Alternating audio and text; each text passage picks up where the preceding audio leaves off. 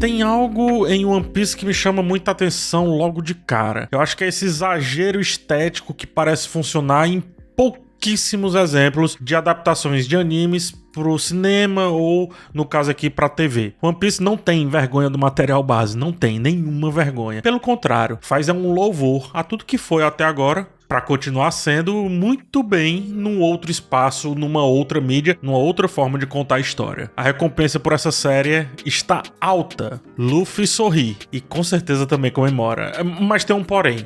Eu chego lá.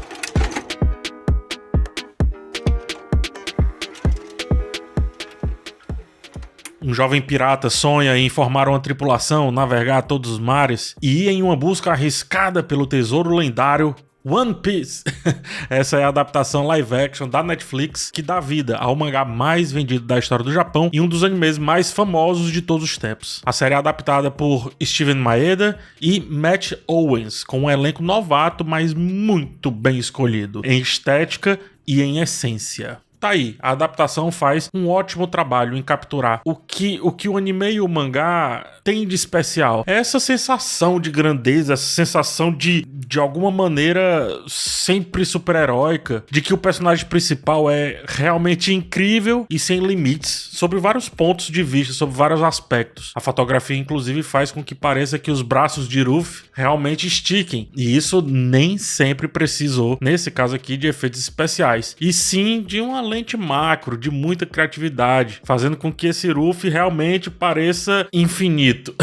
Fora também o ator, né, o Iñaki Godoy, que é a reencarnação do personagem, é impressionante. Tanto em aparência, né, abordagem estética, como também com relação à sua energia e esse carisma do líder dos Chapéus de Palha. E ainda sobre fotografia, todo o tempo o eixo tá torto, porque é como se a gente estivesse no mar, mesmo quando os personagens estão em terra. Cada episódio faz a história avançar rapidamente, ainda que pare um pouco ali para contar o momento da vez, né, para fazer esse momento prevalecer. Todo final de subarco, subtrama, marca um grande salto para que esse grupo de desajustados se veja como uma coisa só. One Piece não aposta na narrativa cíclica, na terrível narrativa cíclica de várias séries da Netflix e de vários animes também, diga-se de passagem. Essa narrativa cíclica cuja história simplesmente não avança e fica cozinhando a gente, fica cozinhando o espectador. One Piece tem a mesma pressa que o Luffy tem de se tornar o rei dos piratas, bem como também não se atrapalha nesse caminho. Forma o seu bando episódio a episódio e dá minutagem precisa para cada personagem. Quem entra com nada ou muito pouco de material base de One Piece, eu acho que sai pronto para conseguir começar a falar sobre cada arquétipo de cada um dos protagonistas, ou seja, aqueles personagens que estão ali no âmbito principal, inclusive também alguns antagonistas. Por mais que nesse ponto específico, eu acho que daria para gastar um pouco mais de tempo.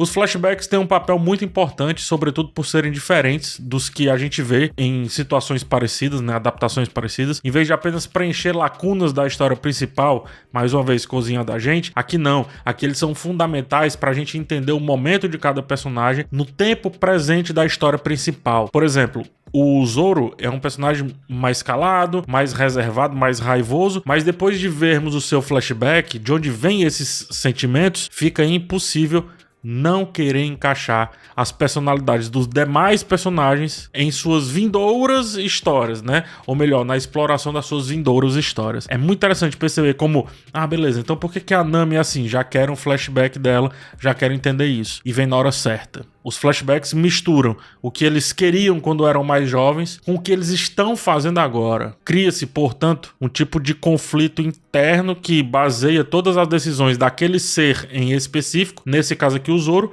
mas também no caso dos demais, o Ruffy também é assim, o Sanji também é assim, a Nami também e por aí vai. Só que o mais interessante é que esses conflitos de cada um não são esquecidos conforme a série vai avançando e o roteiro faz o trabalho perfeitinho, muito assertivo de juntar todos os conflitos em um grande conflito só para a partir dessa temporada, né, que só acontece nos finalmente, a série seguir, aí eu digo, meu amigo, ao infinito. Cada episódio que se propõe a parar para contar a história do personagem da vez, sem de fato parar com a história, acaba sendo um estudo de personagem e faz aquele em específico, né, o personagem da vez, se encaixar não só na série, mas no bando, se encaixar no conflito dos outros. E como eu disse ao final, fazer um grande amálgama desses conflitos e colocar todos num propósito só.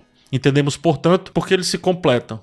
E, sobretudo, porque é impossível vê-los separados, mais ainda depois dos últimos episódios. O live action acerta em outros pontos técnicos também, que muitas vezes sofrem com baixo orçamento. Por exemplo, ele é filmado em espaços pequenos, locais fechados, isso para economizar, mas diferente de outros exemplos que simplesmente não exploram o lugar e se tornam extremamente entediantes, aqui isso acaba sendo até que uma vantagem. Conseguimos perceber muitos detalhes desses lugares e passar tanto tempo lá, tanto não é uma tarefa chata, quanto já dá um sentimento de falta tão logo que o episódio acaba e o bando resolve prosseguir. Além disso, a história não tenta ser super realista, como eu tava dizendo, o que ajuda a mantê-la interessante e envolvente do jeito que tá escolhendo ser naquele momento. Isto é, ela utiliza muito bem o momento que ela tá inserida. O arco do circo, todo resolvido em um episódio, é um grande exemplo disso. Muda a estética, muda a trilha sonora, muda a abordagem, muda tudo a favor daquele momento, daquele tempo em específico. E a partir daí explora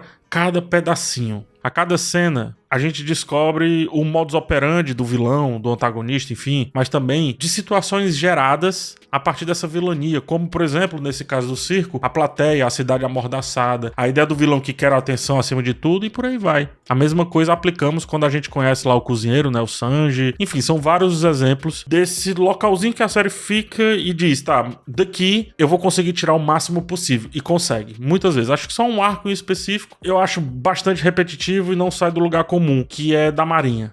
Né, o avô e etc, o amigo, hora amigo, inimigo e tal. Eu acho que esse arco merecia um pouco mais de conexão desde do começo da série, porque ele se desconecta e só volta ao final. Aqui nesse específico eu acho que a série não consegue explorar muito bem todos os espaços. A música amplifica demais as emoções em tela. Naturalmente, música de pirata já é empolgante, mas aqui ela issa as nossas emoções e empurra a gente para uma aventura que tá sempre avançando, sempre para frente. Quando as coisas vão ficando mais calmas, a trilha vem e nos joga, nos arremessa. É como se a música por muito tempo sussurrasse os medos e os anseios do Ruffy, da sua tripulação também, ficasse aqui no nosso ouvido falando e do nada, como quem sabe a hora de correr, de gritar, de nos puxar, ela faz. Sobe o tema, de novo, não se esconde do tema clássico, traz uma certa epopeia, um certo tom épico, e é isso, meu amigo, não tem mais o que fazer. Abre essa vela aí e vamos embora.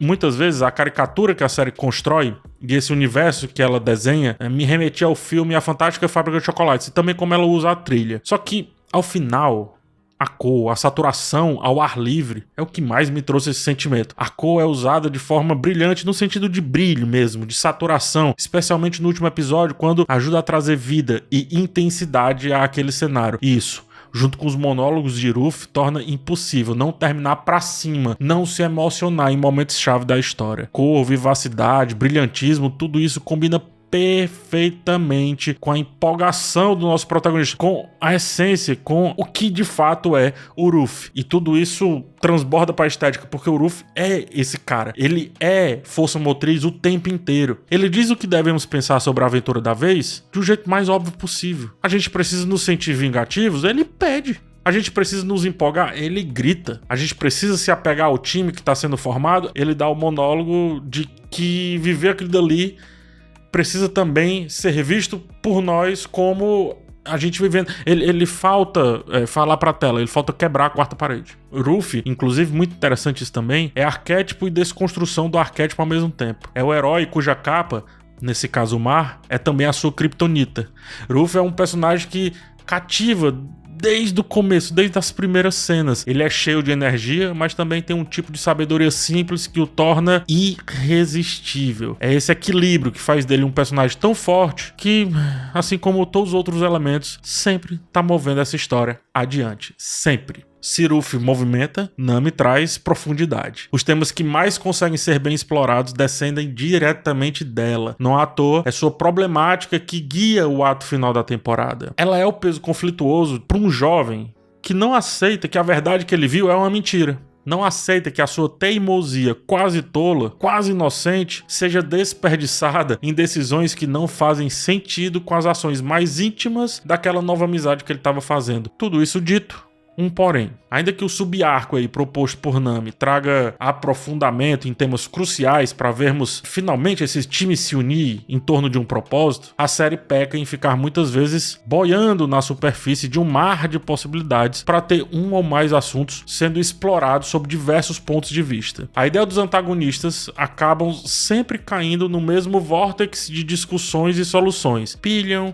exploram e simplesmente querem o que o outro tem. Beleza, isso é ser pirata, mas em uma série que desconstrói o que é ser pirata, será que é esse o ponto? Será que não daria para pegar a ideia do Homem-Peixe, por exemplo, e colocar um pensamento um pouco menos binário, de bem e mal e etc. Eu não gosto da abordagem a esse personagem, ainda que seja fiel ao original. Eu acho que colocar o vilão da vez no mesmo espaço do vilão anterior, acho que demonstra pouca inventividade. E também acaba localizando um personagem que visivelmente representa uma minoria de um modo que essa minoria seja bélica para além do que a origem dessa alegoria representa na vida real. Matt Owens, o criador da série, ter deixado isso passar, eu acho decepcionante. Eu não gosto desse esvaziamento, ou pior, dessa simplificação entre lado A e lado B que, pelo menos até onde eu ouvi falar, One Piece conseguiu várias vezes ir muito além disso.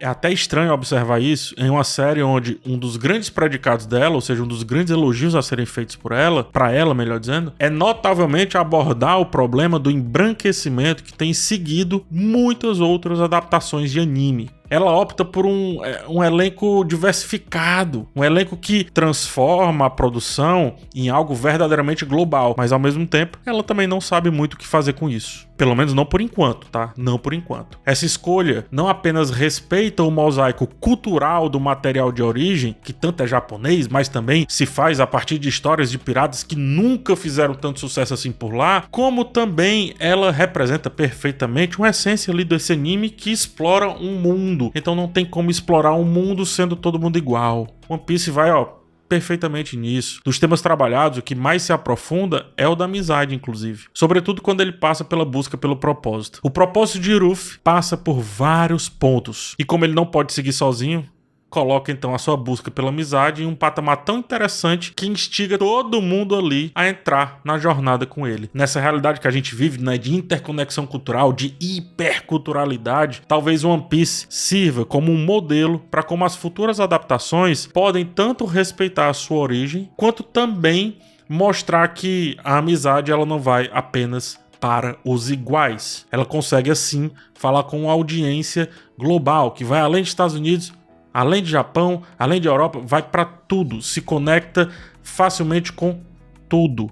E de novo, mais uma vez falando, o Ruffy é fundamental nesse ponto de vista. One Piece define um novo padrão para adaptações de animes. Já nos primeiros episódios consegue definir a sua magia única, ritmo, autenticidade. Não tem vergonha, já falei disso, não tem vergonha do material original. Seja o mangá, seja o anime. E sobretudo, não tem vergonha de ser esse exagero quase incansável de ser visto. One Piece eu acho que se constrói com muito vigor, com muita vontade de ser a galhofa que finge inocência, mas que nas entrelinhas diz até quando não quer dizer muito. Ao final disso tudo aqui, fica aquele sentimento de simplesmente querer permanecer nesse universo. Se isso não é um acerto, eu não sei o que pode ser mais.